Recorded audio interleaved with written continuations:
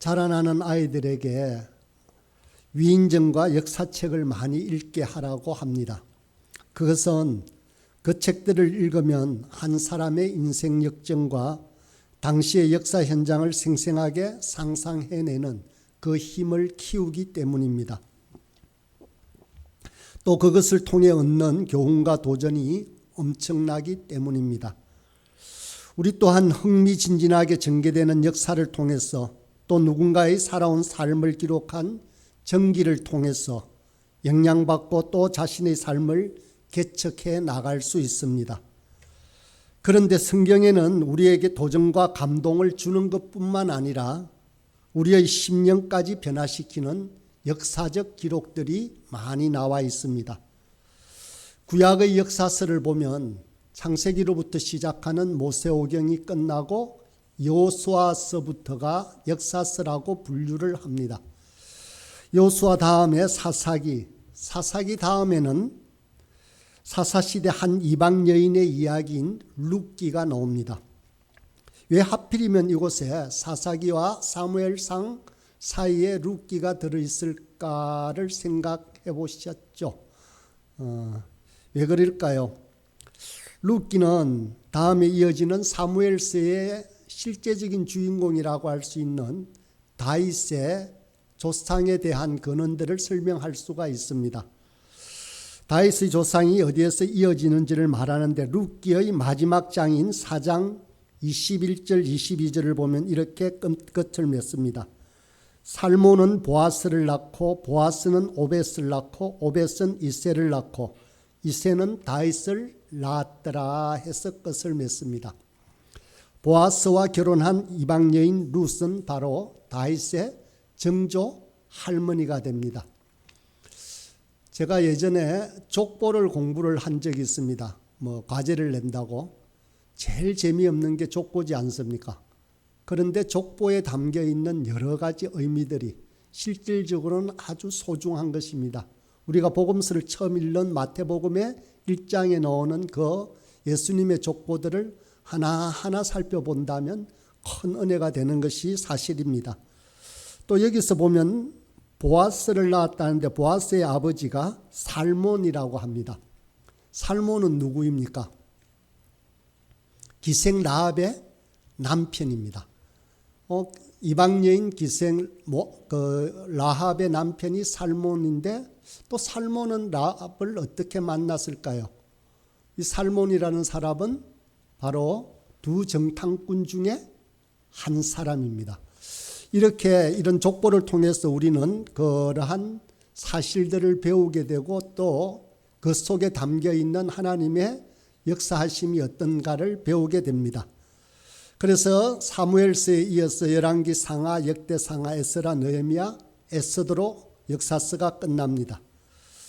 당시의 역사적 배경과 지리적 위치를 살펴가면서 성경을 읽으면 훨씬 쉽게 이해가 됩니다. 그래서 성경 지도를 펴놓고 역사서를 읽을 때는 형광펜으로 지명을 그으면서 읽어가면 참으로 생동감이 넘치는 그런 읽기가 될 것입니다. 신약의 역사서는 바로 오늘부터 살펴보고자 하는 사도행전 한 권입니다. 사도행전에 나오는 역사적 인물을 통해서 우리가 쫓아야 가야 할 역할 모델들이 만들어집니다. 역사란 이처럼 우리에게 영향을 줍니다. 2000년 전 예수님께서 십자가에 돌아가시고 부활하신 후 예루살렘 땅에 교회가 처음 세워졌습니다. 그리고 그때 한 무리들에 의해서 복음의 씨앗이 뿌려지기 시작합니다. 그 후 2000년 이상의 세월이 지나면서 세계 곳곳에서 교회는 하나님의 뜻을 이루기 위해서 사도행전의 기록을 계속해서 서나가고 있는 것입니다. 오늘부터 이 사도행전을 장별로 살펴보면서 초대교회 사도들이 어떻게 하나님의 명령에 순종했는지, 어떻게 자신들을 희생했는지 그 흔적들을 살펴보고자 합니다. 이를 통해서 우리 또한 또 다른 사도행전을 아름답게 적어나가는 저와 여러분 되기를 간절히 소원합니다. 우선 1절과 2절을 말씀을 보면 데오빌로여 내가 먼저 선 글에는 물은 예수께서 행하시며 가르치시기를 시작하심부터 그가 택하신 사도들에게 성령으로 명하시고 성천하신 날까지의 일을 기록하였노라. 사도행전은 누가복음의 저자인 누가가 기록한 책입니다.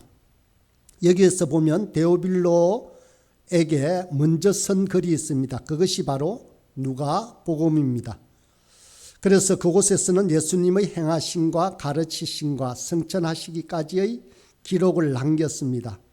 그래서 3절에 이어지는 데 보면 십자가에 달리시고 돌아가신 후에 다시 부활하셔서 40일 동안 제자들에게 나타나셔서 하나님의 일을 말씀하셨다라고 합니다. 이렇게 기록된 복음서들을 보면 복음서의 마지막에는 예수님께서 우리에게 맡기신 지상명령으로 마무리를 짓습니다. 마태복음 마지막 장의 마지막 절을 보면 이렇게 마칩니다. 마태복음 28장 18절에서 20절입니다. 예수께서 나와 말씀하여 이르시되 하늘과 땅의 모든 권세를 내게 주셨으니 그러므로 너희는 가서 모든 민족을 제자로 삼아 아버지와 아들과 성령의 이름으로 세례를 베풀고 내가 너희에게 분부한 모든 것을 가르쳐 지키게 하라. 볼지어다 내가 세상 끝날까지 너희와 항상 함께 있으리라 하시니라. 예수님께서 우리에게 하늘과 땅의 모든 권세를 주시면서 우리가 주님의 명령을 준행하기를 그렇게 명령하십니다. 사도행전은 이 명령에 순종하는 제자들의 기록입니다. 바로 누가가 데오빌로에게 두 번째로 보내는 이 편지가 바로 사도들이 행한 것들을 알려주는 전기라고 할 수 있습니다. 또 사도행전은 성령님께서 예수 그리스도의 몸인 교회를 통해서 역사하신 일들의 기록입니다. 그래서 자주자주 사도행전을 성령행전이라고도 합니다. 그리스도의 영이신 성령님이 사도들과 또 그들을 이어서 믿고 있는 우리들에게 역사하시는 기록이 바로 사도행전이다라는 것입니다. 본문 4절을 보면 사도와 함께 모이사 그들에게 분부하여 이르시되 예루살렘을 떠나지 말고 내게서 들은 바 아버지께서 약속하신 것을 기다리라. 아버지께서 약속하신 것을 기다리라고 합니다. 아버지께서 약속하신 것이 무엇인가요? 무엇을 기다리고 있는 것일까요? 누가복음 24장 49절에 보면 그 약속하신 것이 나옵니다. 볼지어다 내가 내 아버지께서 약속하신 것을 너희에게 보내리니 너희는 위로부터 능력으로 입혀질 때까지 이 성에 머물라 하시니라. 바로 주님께서 약속하신 것은 위로부터 임하시는 능력입니다. 이 능력을 덧입는 삶이 우리 그리스도인의 삶이라고 할 수 있습니다. 그리스도인은 하나님의 말씀에 순종하면 채워주시는 그 능력으로 살아가는 것이 참된 그리스도인의 삶입니다. 하나님의 능력으로 사는 사람은 하나님의 영의 지배를 받게 되어 있습니다. 5절에 보면 이렇게 나옵니다. 요한은 물로 세례를 베풀었으나 너희는 몇 날이 못되어 성령으로 세례를 받으리라 라고 했습니다. 예수님은 성령님으로 세례를 받으리라고 우리에게 약속하셨습니다. 그렇다면 누가 성령의 세례를 받을까요? 그것은 바로 그리스도를 믿으면 세례를 받게 되어 있습니다. 그렇다면 그리스도를 믿는다는 것은 무엇일까요? 그리스도인이 되기 위한 첫걸음은 바로 그저 하나님께 도움을 청하며 부르짖는 것으로서 시작이 됩니다. 사도행전 2장 21절에 보면 이렇게 말합니다. 누구든지 주의 이름을 부르는 자는 구원을 받으리라 라고 했습니다. 구원을 받는 첫째 조건은 주의 이름을 부르는 것입니다. 그리스도인이 된다는 것은 어떠한 철학을 받아들이거나 규칙을 따른다라는 것이 아니라는 것입니다. 그리스도인이 된다는 것은 주의 이름을 부름으로 그 주님께서 우리 안에 들어오시고 또 우리 안에 거하시는 것이 바로 그리스도인이 된다는 것입니다. 그리스도인이 된다는 것은 우리의 죄가 사함을 받는 삶을 사는 것이고 거듭나는 삶을 살아가는 것을 말합니다. 요한복음 3장에 보면 이 거듭남의 의미를 잘 이해하지 못하는 니고데모라는 사람이 찾아옵니다. 그래서 예수님께 밤중에 찾아와서 묻습니다. 그러자 예수님께서 니고데모야, 너는 거듭나야만 한다라고 말하자 니고데모가 이렇게 묻습니다. 나이든 제가 어떻게 거듭나겠습니까? 다시 어머니 뱃속에 들어갔다 나와야 합니까? 라고 말하자 예수님께서 어리석은 소리 하지 말아라. 이 말은 물리적인 출산이 아니라 성령으로 거듭나야 한다라고 분명하게 말씀하고 가르쳐 주셨습니다. 우리가 구주를 영접할 때 하나님께서 우리 안에 계시고 성령님을 통하여서 예수님께서 우리의 영과 하나 되는 것을 말합니다. 그래서 성령님으로 우리는 충만하게 되는 것입니다. 그렇게 되어지면 우리의 삶이 변화되어진다라는 것입니다. 우리는 자주자주 우리의 모습을 보며 넘어지기도 하고 또 자주자주 좌절하기도 합니다. 그러나 그리스도인이라면 결코 실패하지는 않을 것입니다.